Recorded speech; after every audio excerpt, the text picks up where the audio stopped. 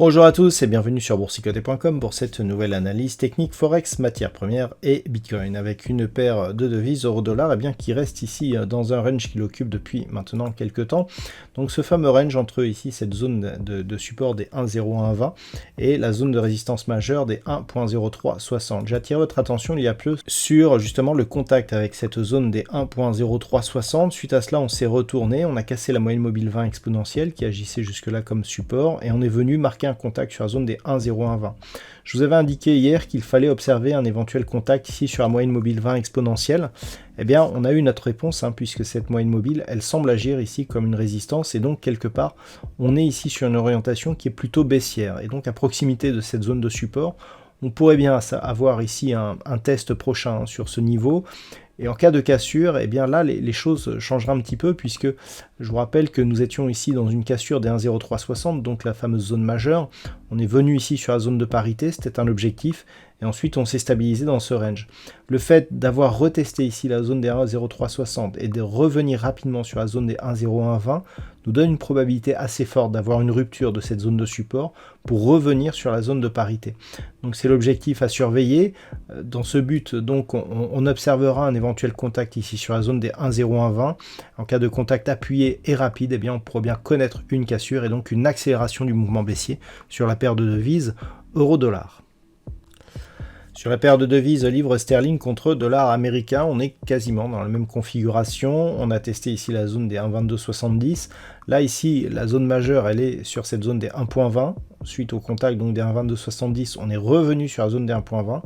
Réaction, on vient ici chercher la moyenne mobile 20 exponentielle qui agit comme résistance. Et on se remet à baisser. Je rappelle que cette zone des 1,20, c'est un niveau historique, avant l'attaque que nous avions connue il y a peu.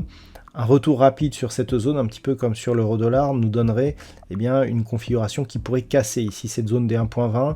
Et après l'attaque que nous avions eue ici et qui avait donné une petite amplitude d'un point de vue moyen terme, on pourrait là connaître une amplitude un peu plus forte et donc une accélération du mouvement baissier sur rupture justement de cette zone des 1,20, surtout justement juste avant la diffusion des minutes de la Fed. Donc c'est vraiment un élément à surveiller et donc une rupture de cette zone nous donnerait comme objectif un possible retour ici sur cette zone de support qui avait déjà été l'objectif suite à la première rupture, donc un niveau proche des 1,1790.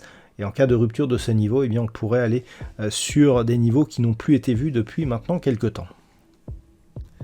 Sur le métal jaune, il y a peu, je traçais ici ces retracements de Fibonacci pour éventuellement détecter un signal de consolidation, surtout que l'on était passé ici sous la zone des 1781,50. Eh bien, cette phase de consolidation, elle arrive.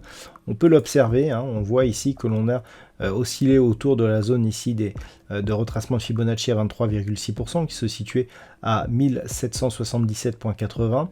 On voit bien ici que la zone des 1780,50, elle a agi comme zone de résistance. On voit bien aussi que suite au contact sur la bolle inférieure, on est venu chercher la moyenne mobile 20 exponentielle comme zone de résistance. Tous ces éléments sont baissiers. On n'a certes pas eu de contact avec le retracement de Fibonacci à 38,2% qui se situe à 1759 $ l'once, proche de la zone de support majeur des 1758, mais on en est très près. On pourrait même considérer ici que l'on est dans l'épaisseur du trait. Et en tout cas, c'est le dernier niveau au-delà duquel on reste dans une dynamique haussière de fond, c'est-à-dire impulsion ici, tant que l'on a un retracement sur le 38,2, on reste dans une tendance haussière. Par contre, sur rupture ici de cette zone, on affaiblirait la dynamique haussière avec comme objectif un retour possible ici dans la zone 50, 61,8%, avec cette zone intermédiaire ici à 1735 $ l'once qui pourrait faire office d'objectif. Et donc, en cas de rupture du 61,8%, là, clairement, on neutraliserait cette dynamique. Donc, pour l'instant, on est dans une phase de consolidation donc, qui vient chercher le deuxième retracement. Attention à une rupture ici de cette zone des 1758 $ l'once. Tant que nous sommes au-dessus de cette zone, le biais de fond reste orienté à la hausse. Sur le pétrole WTI américain, donc ici sur cette vue en daily qui est vraiment très claire en termes de dynamique, on voit bien ici que nous avons alternance de contact entre la bole inférieure, ici la bande de Bollinger inférieure, la ligne violette, et la ligne rouge, ici la moyenne mobile 20 exponentielle. On est toujours dans ce biais, avec donc une dynamique baissière qui est clairement dessinée dans cette unité de temps. On n'a pas trop bougé par rapport à hier où je vous indiquais ici que l'on avait inscrit un nouveau plus bas significatif. On est autour de la zone donc horizontale des 88 $ le baril, qui était un niveau d'objectif lié justement à une éventuelle rupture de cette zone des 93,50.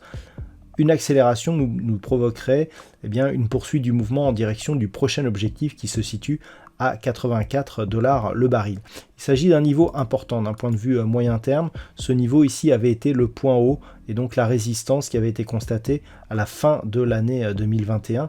Le fait de revenir sur cette zone serait un symbole et une cassure nous ferait sortir ici de cette dynamique baissière. Déjà que la cassure des 93,50 a interrompu la dynamique haussière. On est donc plutôt là dans un biais neutre. On attend maintenant la nouvelle orientation et le fait ici d'avoir cette zone de résistance, si cette zone est confirmée comme support, quelque part d'un point de vue moyen-long terme, on reste dans un biais haussier.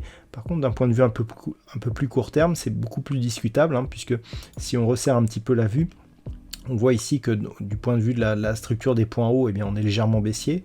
Sur les points bas ici, on a cassé cette zone ici, cette zone ici à 93,50, on est désormais autour des 88. Clairement, on est en train d'assister ici à un retournement moyen terme de la tendance donc sur l'évolution du WTI, et en ce sens, une rupture des 84 viendrait amplifier ce mouvement et pourrait donc provoquer une accélération baissière en direction d'une zone d'équilibre que l'on quantifie aujourd'hui entre 75 et 80 $ le baril.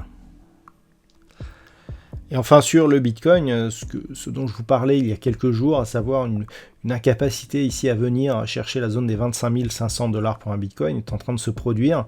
Alors, c'est pas encore totalement le cas, puisqu'on est toujours ici sur une évolution qui se fait entre bol supérieur, ici la ligne violette, et la moyenne mobile 20 exponentielle, ici en rouge. Tant que l'on rebondit ici sur cette moyenne mobile, on est toujours clairement ici dans un biais haussier. Mais on voit ici qu'il n'est pas très puissant d'une part, et que surtout on accélère ici dans un contexte où les bourses américaines, notamment le Nasdaq, sont en forte baisse. Donc il y a toujours cette corrélation. Sauf que la corrélation, elle est beaucoup plus faible lorsque les indices montent que lorsqu'ils descendent. Lorsqu'ils descendent, on réplique bien la baisse, par contre, on ne réplique pas très fortement la hausse. Donc, clairement, il y a encore une forte pression baissière. Ça s'explique aussi par la perte que l'on a connue ici, entre 30 000 et 20 000. On a perdu un tiers de valeur.